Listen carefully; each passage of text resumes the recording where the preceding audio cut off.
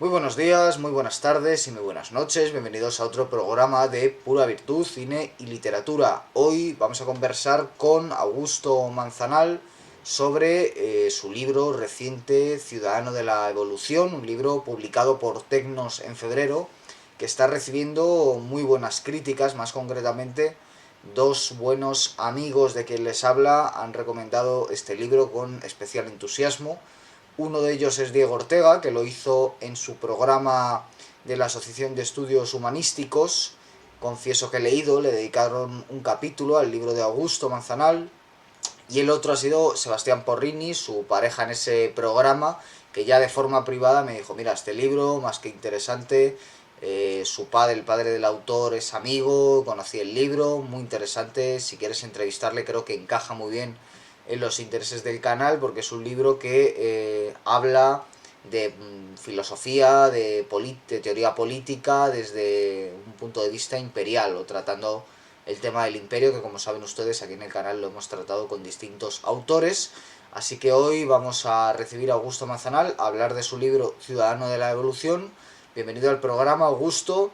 Gracias, Guillermo. Nombre romano, desde luego, Augusto. Mm. Entonces quisiera comenzar preguntándote por el tema de la evolución, que me lo estabas ahora contando fuera de cámara, que evidentemente no es un libro de biología, pero que el hecho de que el término evolución esté introducido en el título significa que de alguna forma quieres extraer las consecuencias políticas de asumir a nivel filosófico la teoría de la evolución. Sí, sí, ¿qué tal, Guillermo? Desde un punto de vista filosófico, de filosofía política, sí intento hablar de la evolución sin mencionarla prácticamente, solamente como el título del libro, pero el libro en el fondo está imbuido de Darwin, de Richard Dawkins. No es mi campo, por supuesto, soy un profano en esa materia, por lo tanto no profundizo demasiado, pero sí noto que hay ciertas similitudes en el funcionamiento político desde el punto de vista individual a nivel imperial, sobre todo en el desarrollo de dos grandes, vamos a decir, construcciones políticas, que quizás son las dos construcciones políticas que más efervescencia cultural, que más produjeron desde el punto de vista de las consecuencias en el presente. Una, por supuesto, no sabremos las consecuencias porque estamos inmersas en esa época, que yo considero que todavía estamos más allá de las previsiones negativas. Creo que estamos en la época de la Pax Americana, más allá de la guerra de Ucrania. Es decir, dos periodos, que es la Roma clásica, la Roma imperial, con todas sus fases, que muchas veces son arbitrarias en su separación desde el punto de vista de lo que es la república, el dominado, el principado, que en el fondo siempre mantuvo la estructura de una república, más allá de que fue en cierta medida luego solo el título. Y lo mismo con Estados Unidos. Creo que Estados Unidos y Roma, y el Imperio Romano, han presentado un poder político basado en un hecho puntual, que es el individuo, pero un individuo. Yo no hago en el libro una comparación detallada con respecto a la historia. Sí, doy unos cursos que hablo del tema y la relación, pero no es una comparación específica de lo que ha sido la formación de Roma y la formación de Estados Unidos. Pero sí, sobre todo de Roma, sí hablo bastante del libro, la primera parte, y sí me doy cuenta que el inicio, tanto de uno como el otro, tiene muchas similitudes con respecto a un individuo, un grupo de individuos que se van a ir escapando muchas veces o agrupando en una zona muy pequeña, una zona muy débil de una zona geográfica. En el caso de Roma, por supuesto, son esas pequeñas aldeas del Latium, y en el caso de Estados Unidos, por supuesto, en la costa este de lo que es Norteamérica. Y hay muchas similitudes con respecto a escaparse en cierta medida y ser simplemente una cultura minoritaria, en cierta medida, en relación a los imperios de la época o a los dominantes de la época, porque cuando Roma, por supuesto, se va formando, según las leyendas, ¿no?, que Tito Livio, sobre todo, nos cuenta de cómo Rómulo aceptó a todos los refugiados, los delincuentes de la zona, personas que se escapaban de diferentes aldeas, y así se forma Roma, al mismo tiempo que Estados Unidos, con los padres peregrinos y los primeros que llegan, justamente también se escapan de persecuciones religiosas o simplemente son aventureros. y empiezan desde ese punto tan minúsculo, sin darse cuenta casi, para protegerse de su debilidad, para sobrevivir, para conservarse.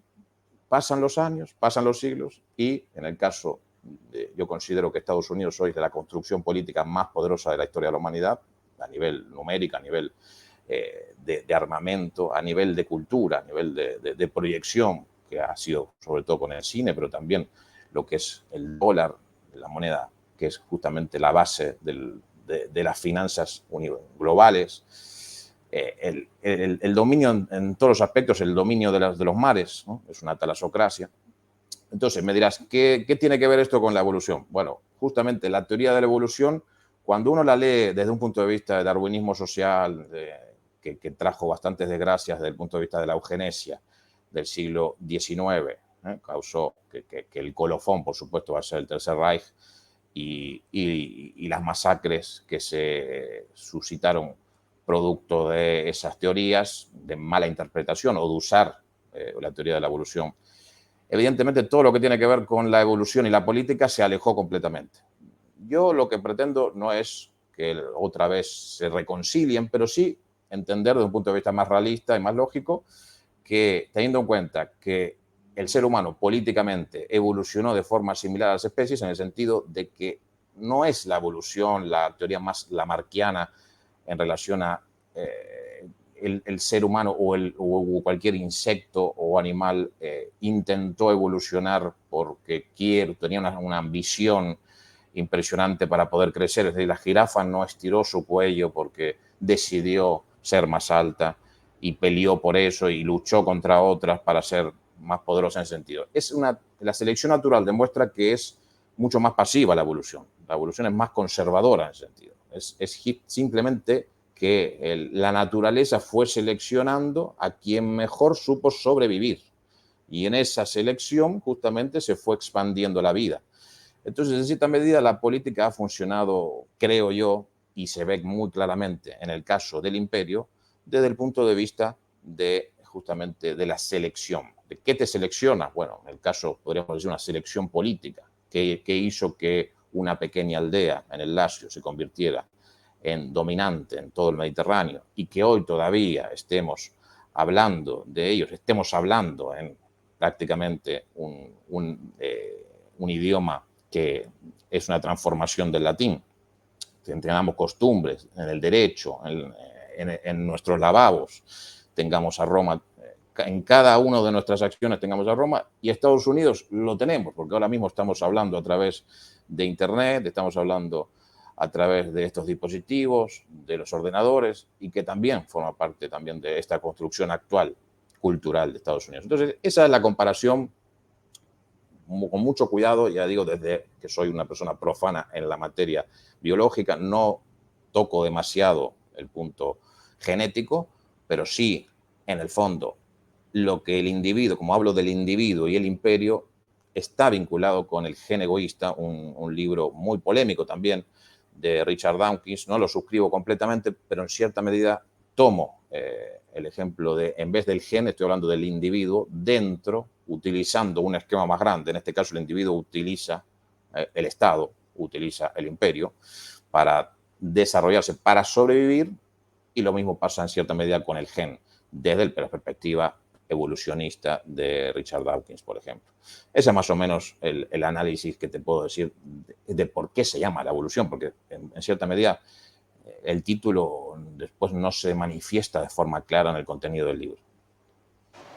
Y bueno, tú eres especialista en teoría política y sí que puedes hablar con total libertad y tu punto de partida o tus presupuestos teóricos son realistas. ¿Nos puedes explicar un poco en qué consiste un poco esta aproximación realista que supongo que opones a otras corrientes como el idealismo?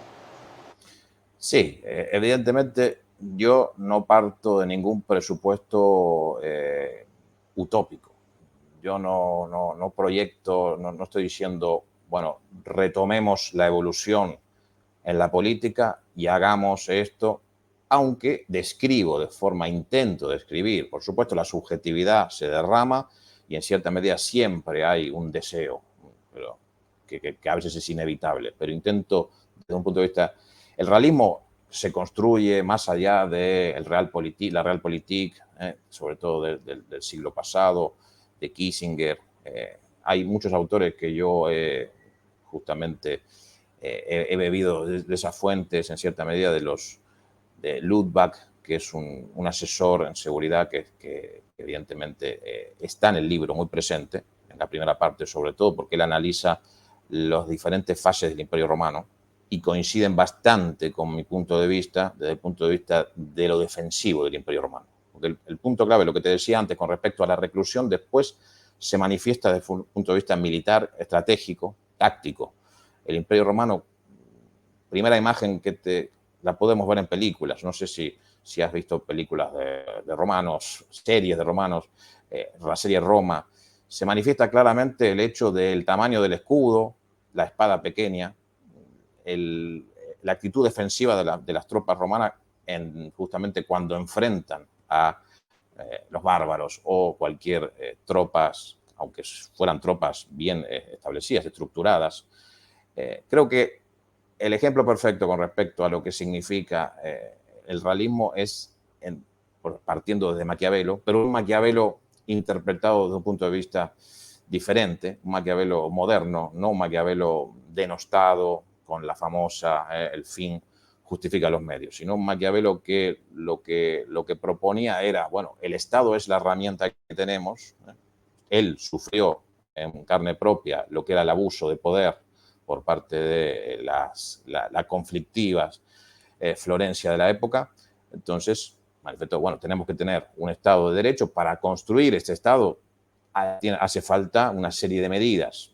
Desde una perspectiva actual pueden ser justamente criticables hasta qué punto ese Estado tenía que tomar el control. Pero era un medio para cumplir un fin en ese sentido, pero el fin, en cierta medida, era un medio para otra cosa, porque el Estado, al fin y al cabo, es un medio, no puede ser un fin el Estado. No es que todo se vuelca hacia el Estado. El Estado es un medio para hacer otras cosas, para vivir mejor y, sobre todo, desde la perspectiva de mi libro, para sobrevivir.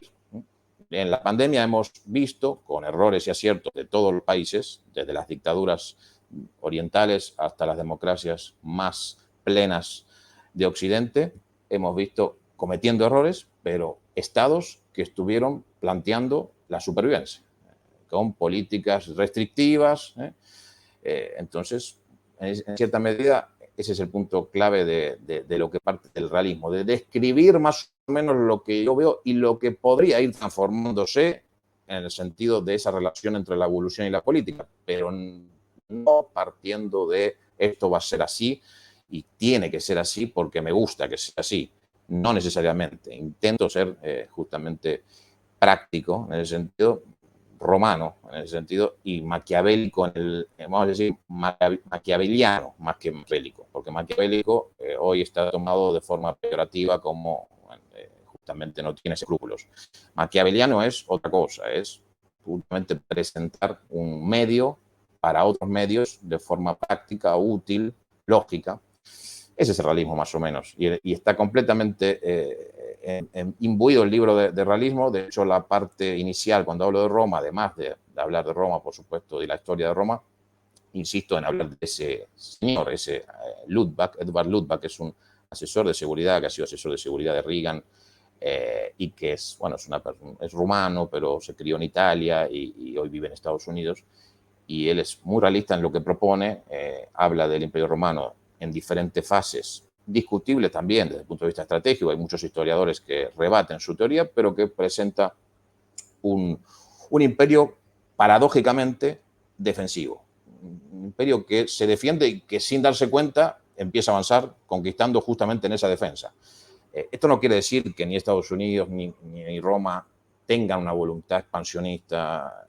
Hay que distinguir un poco lo que son los mecanismos políticos del día a día y después proyecciones políticas que puedan tener las élites, por ejemplo, el Pentágono hoy, o las élites, los patricios en la época romana. Pero sí hay un deje de realismo también en el comportamiento de Estados Unidos y Roma en esa expansión, en aceptar, bueno, tenemos que defendernos, hay que ser prácticos y sin darnos cuenta nos vamos expandiendo.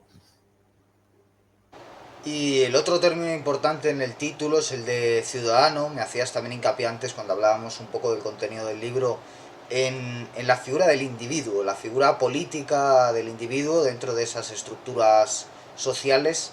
¿Qué paralelismos encuentras entre el papel del individuo en ambas culturas? Creo que la base fundamental de, por eso tomo tanto, no es tampoco muy original de mi parte tomar a Roma y a Estados Unidos, muchas veces se han hecho comparaciones, se siguen haciendo, escribiendo libros, no era mi objetivo comparar Roma con Estados Unidos porque es algo habitual, lo han hecho hasta películas, pero sí me interesa ver que son dos culturas particularmente que son prácticamente el inicio de Occidente, más allá, por supuesto, con Grecia como fundamento, como las polis griegas como fundamento, y el destino de Occidente hoy, con toda la magnitud de locura. Es decir, yo lo que apunto es eso, ¿no? Yo no estoy defendiendo también a ultranza Occidente en detrimento de Oriente y ponerme justamente en una dicotomía tipo Guerra Fría. Sí, es verdad que estoy en Occidente y es verdad que en cierta medida, a nivel de, si fuera de subjetividad, estoy vinculado a esas preferencias de lo que es la cultura, porque soy de aquí, evidentemente, soy occidental. Pero el individuo, creo que la libertad individual, con todas, por supuesto, las dictaduras, reinos, justamente opresiones que ha habido a lo largo de la historia de Occidente, pero sí se nota un ímpetu por la liberación del individuo por sobre la masa y a veces utilizando justamente al contexto social como vehículo. Esto no quiere decir que sea un individualismo extremo, es decir, un egoísmo, pero sí la relevancia del individuo que justamente le dice a la colectividad, sí, bueno, perfecto, la solidaridad, por supuesto, por eso se generaron también la idea de patria, luego el nacionalismo, que también ha devenido a veces por, evidentemente, situaciones poco deseadas a nivel de construcción política, pero la voluntad del individuo desde el punto de vista de la relación con el otro se manifiesta desde la presencia del individuo fundamental, no desde un simple engranaje colectivo. Justamente por eso, en cierta medida, se puede entender que el socialismo real no tuvo un éxito y no prendió mucho en Occidente. Evidentemente no fue un accidente, teniendo en cuenta que el Partido Comunista francés e italiano han sido muy poderosos. No hubo un régimen comunista en Occidente, más allá de Cuba, Nicaragua, algunos países, pero el colectivismo, más allá de también que el fascismo en cierta medida lo podemos englobar dentro de esas corrientes colectivistas, evidentemente en Occidente no encontraron el mismo asidero que en otras zonas del mundo. Entonces, la importancia del individuo en Roma y en Estados Unidos nos la da los personajes. La figura, el personaje, nosotros estudiamos Roma y a veces no pensamos en Roma como una abstracción. Pensamos en Julio César, pensamos en mi tocayo Augusto, en Trajano, en Adriano, pensamos en Cicerón, en Marco Antonio, y todos sus destinos trágicos muchas veces también, porque eso me tomo algunas libertades, el libro por supuesto filosófica, es muy lúdico el libro, no trata de ser un texto académico, por ejemplo, a propósito, no hay años, hablo de historia y no digo una vez 1900, no digo nada de años. Entonces, pero sí hay algunas partes que me tomo atrevimiento de ser algo un poco más académico y más científico, y sí hice una contabilización de cuántos líderes romanos fueron asesinados o murieron en trágicas consecuencias. Los emperadores, entre el 60 y 70% de los césares, que estamos hablando de varios, más de 100, fueron asesinados o se suicidaron. Entonces, habla también de individuos que crecieron también, que se quisieron proteger, pero en un contexto muy complejo, justamente. No es el caso de Estados Unidos. Estados Unidos tiene una democracia que permite justamente que no sean más allá de 4 asesinatos de 4 presidentes, permite que cambiando el presidente en cada legislatura se pueda justamente, no hay necesidad de matarlo, evidentemente, pero ese asesinato del líder también apunta a unas sociedades específicamente muy inquietas desde el punto de vista del individuo, que no se conformaban con un sátrapa, con un rey. El emperador romano, tenemos la imagen de Nerón comiendo uvas y viviendo muy cómodo, pero era bastante incómodo ser emperador romano, porque era un trabajo bastante estresante, por supuesto, que daba fama, gloria, dinero, pero tenías que hacer coincidir a un grupo de personas, a un colectivos, a los patricios, al ejército, luego a los pretorianos, que paradójicamente terminaron siendo los más peligrosos, que eran los que iban a cuidar al César. Entonces, por eso encontramos luego el derrotero de que Cicerón fue asesinado, César fue asesinado, Bruto fue asesinado, Casio fue asesinado, y así seguimos con una lista, y los pocos que se salvaron terminaron a veces en desgracia, como Escipión el africano, con todo lo que había logrado.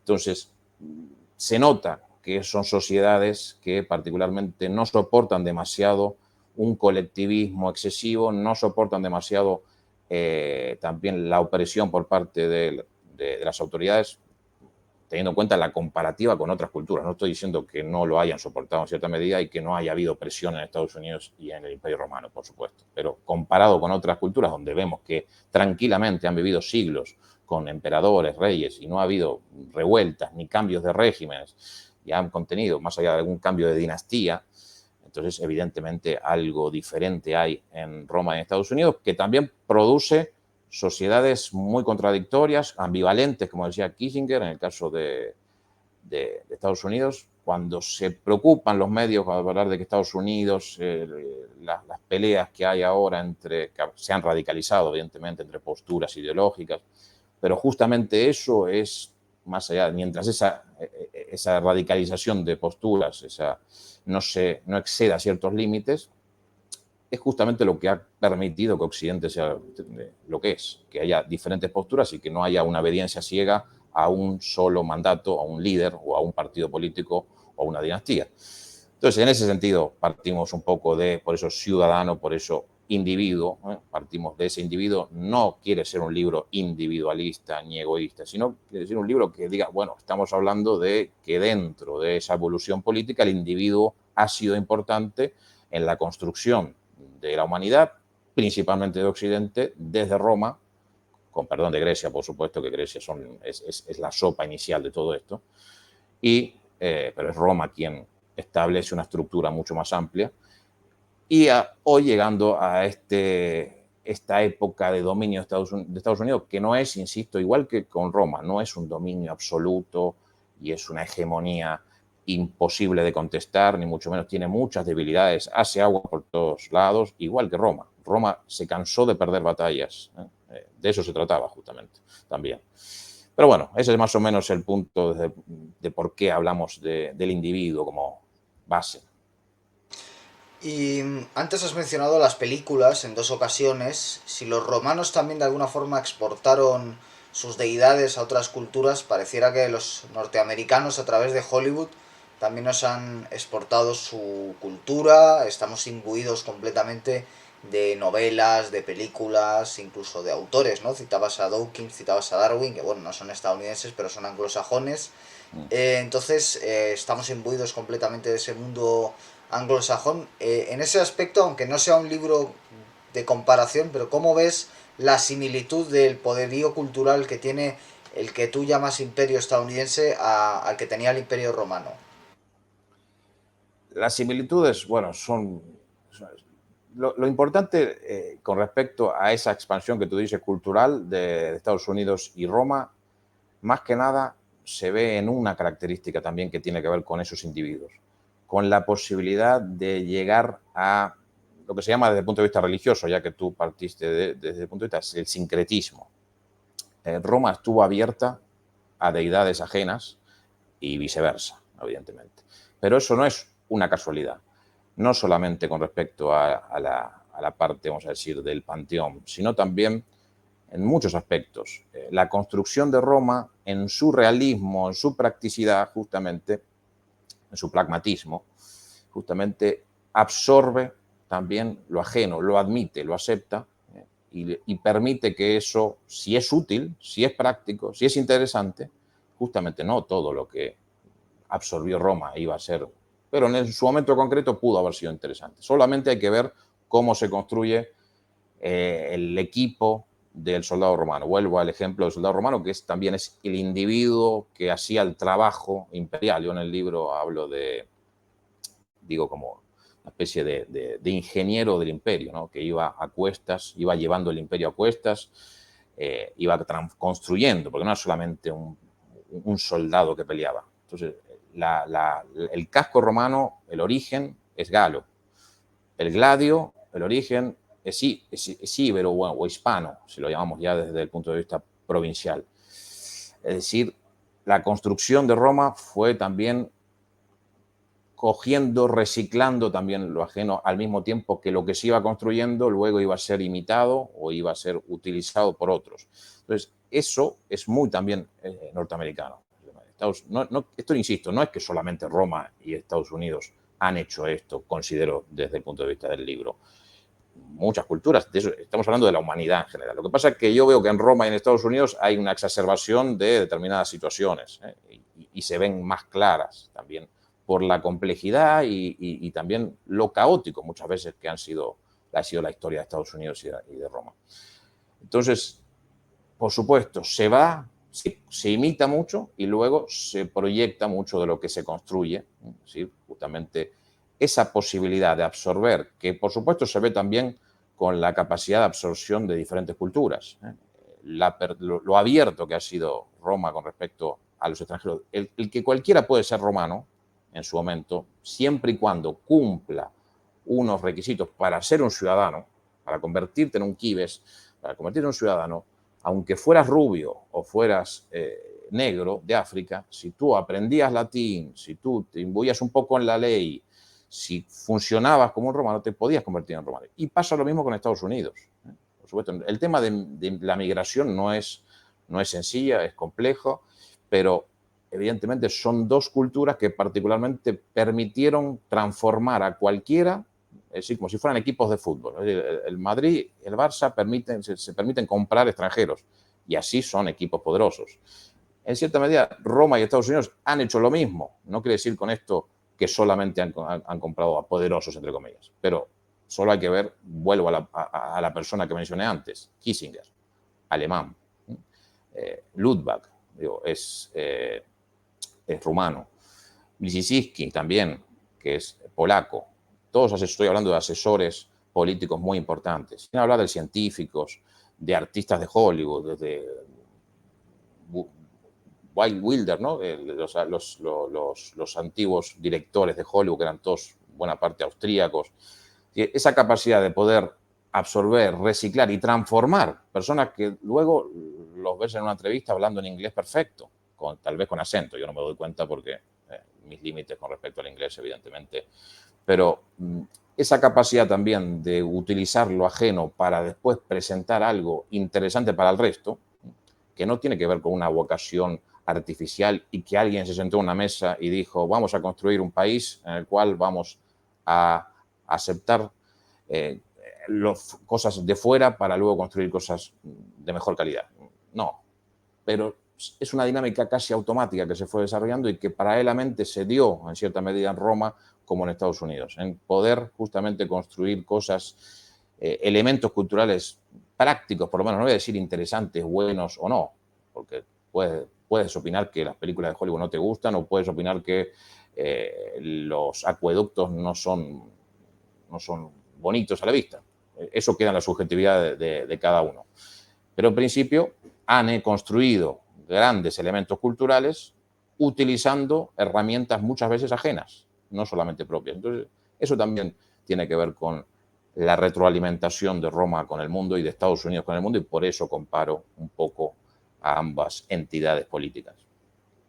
¿Y qué papel juega el comercio dentro de esta estructura imperial, ¿no? Que parecería también que es una de los estandartes que se han llevado en ambos casos? El comercio, evidentemente, desde el punto de vista de un individuo que quiere justamente sobrevivir y tener su vocación de poder desarrollar una empresa, lo que hoy se habla, ¿no?, de los emprendedores, que en esa época, en la antigua Roma y luego en la construcción de Estados Unidos, parten como aventureros, personas. El Mediterráneo estaba lleno de mercaderes, como hoy está lleno de el mundo de hombres de negocios, que no son solamente estadounidenses, por supuesto, pero sí hay una vocación de personas que a nivel de implantación de negocios, de construcción de proyectos. Solamente hay que ver Silicon Valley y esas personas que han insistido en construir unas empresas que superan a veces PIB de países. Entonces, esa vocación que se parte de un punto concreto, que tanto el Imperio Romano como Estados Unidos son, eso es reconocido, no es algo que yo describo en el libro solamente, es algo reconocido por los politólogos en las últimas épocas, han sido talasocracias. Podemos estar de acuerdo si son imperios, no son imperios, si son repúblicas, no son repúblicas, pero que son talasocracias, es decir, entidades políticas que dominan los mares. Porque la clave, a veces nos olvidamos que la clave está en el mar. Claro, pensamos que todo va en avión, pero el 90% de las mercancías se trasladan justamente lo que tú dices, el comercio, que hoy es e-commerce, que es comercio por Internet, por supuesto, se traslada en buena medida por paquetes a través de buques, a través de barcos, y por eso Estados Unidos tiene 11 portaaviones, por eso está dividido el mundo en zonas específicas y controla también los diferentes checkpoints, ¿no? Por ejemplo, el Canal de Panamá o Malaca, para poder justamente controlar el paso y el tránsito de ese comercio. Eso es lo que permite, en la época de Roma, por supuesto, todo era más pequeño, era el Mediterráneo solamente. Roma, evidentemente, no estaba más allá del Mediterráneo y de los mares adyacentes del norte de Europa, a lo sumo. Pero también tenía, y además aprendió, igual que Estados Unidos, aprendió a controlar los mares porque los mares justamente era el punto básico de ese comercio. El comercio ha sido el ímpetu de esa interconexión cultural que yo te decía. Justamente, tú has puesto la palabra comercio y yo te decía, para que justamente el gladio llegue a Roma inicialmente, no solamente fue porque luchando con los íberos los romanos descubrieron que el gladio era muy útil para sus estrategias de combate, sino que también forma parte, es un ejemplo de comercio, de comprar, de herreros que fabricaban esas armas y fueron justamente llevadas a través de barcos, que generalmente, más allá de Hispania a Roma, y eso justamente es la cultura que transita a través del comercio. Entonces, por eso, Estados Unidos y Roma supieron de forma casi automática que la base, la clave, está en el mar. A Roma le costó aprender. Roma no era, cuando digo Roma, digo los romanos. No eran un pueblo marítimo como los fenicios o sus justamente herederos de los fenicios que fueron los que sucumbieron ante el poder de Roma, que son los cartagineses, que en cierta medida estaban más desarrollados desde el punto de vista de técnicas militares marítimas y, por supuesto, en navegación. Roma tuvo que aprender sobre la marcha, imitando inclusive a sus enemigos, a los cartagineses, para poder dominar el Mediterráneo.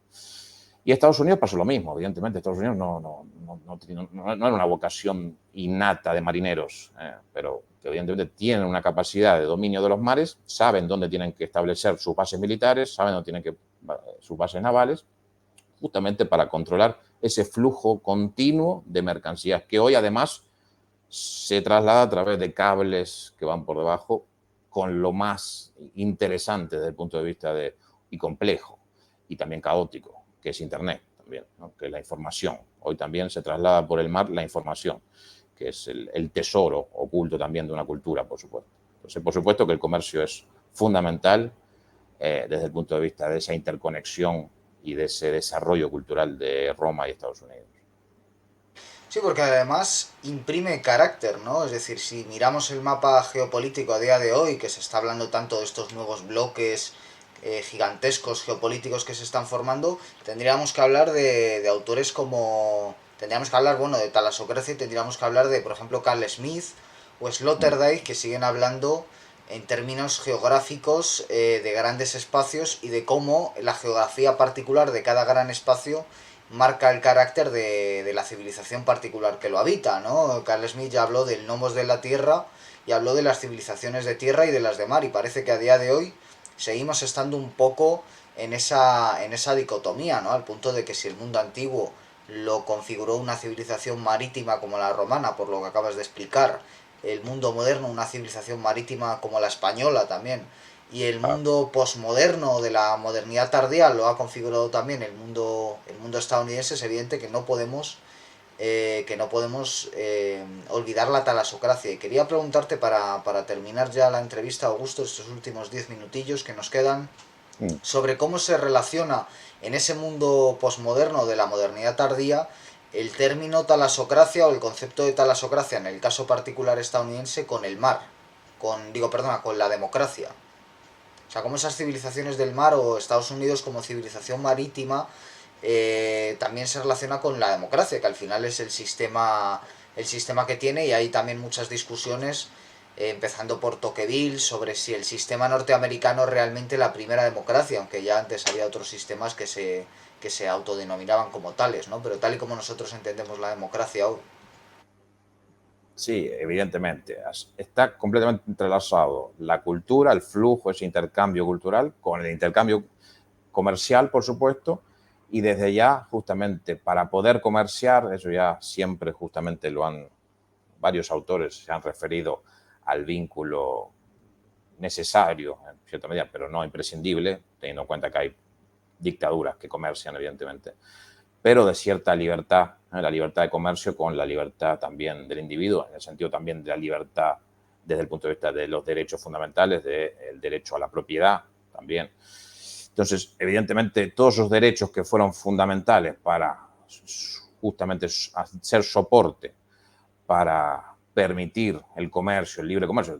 Entendamos que la independencia de Estados Unidos es producto de un tema de tributario en relación al Reino Unido, Gran Bretaña en ese momento, con respecto al pago y la libertad justamente de la no necesidad de tener que pagar gran cantidad de tax, ¿no? de tasas para poder justamente hacer circular los bienes. Y eso está muy vinculado a la libertad con la libertad del individuo y la libertad del individuo hacia los derechos, no solamente derechos mercantiles o derechos de propiedad, que inicialmente por eso el comercio está tan vinculado y es un poco una cuerda de transmisión entre la cultura y también el desarrollo políticamente de un sistema democrático. Entonces, en cierta medida, tiene que estar vinculado con unas instituciones que permitan cierta flexibilidad.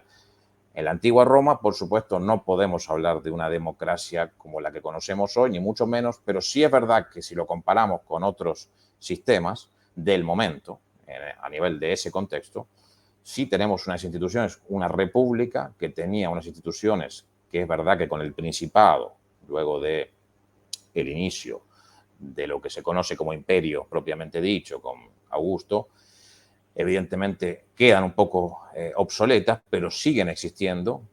Por lo menos a nivel provincial se nota que hay cargos, hay magistrados, hay elecciones para elegir magistrados, los ediles, los pretores. Entonces, hay una institucionalidad, hay una flexibilidad, hay una posibilidad de ascender políticamente. Entonces, hay un marco, un contexto que no es monolítico y que permite más o menos hacer circular. Y lo mismo en Estados Unidos es más evidente porque es una democracia mucho más, evidentemente, real, entre comillas. Por supuesto, siempre desde el punto de vista indirecto, no es la democracia de Atenas, que tampoco era una democracia total, evidentemente, porque discriminaba a la mayoría de la población, pero sí presenta la vocación de que el ciudadano participe de forma política, que decida su destino, y por eso, con lo rudimentaria que podía ser esa incipiente democracia, que no podemos llamar democracia, pero república romana, y la mucho más desarrollada eh, actualidad en relación a Estados Unidos, sí se manifiesta claramente que la democracia va de la mano con respecto al individuo, al comercio y a ese flujo continuo del comercio que permite justamente haber desarrollado estos, lo llamo imperio, podemos llamarle entidad, potencia universal, hegemonía, hegemón, es decir, entidad, construcción política que ha tomado unas dimensiones muy grandes, que en este caso es Estados Unidos. Hoy vivimos en esa época, pero Roma también tenía esa incipiente institucionalidad con respecto a los derechos. Por eso hablamos del derecho romano como cualquiera puede leer hoy derecho romano, que todavía está vigente en muchos aspectos desde el punto de vista del estudio teórico, y más allá de lo cruel que podía ser en muchos aspectos, tenía una cierta lógica y unos conceptos que son hoy evidentemente que son gérmenes de mucho de lo que se ve hoy desde el punto de vista jurídico.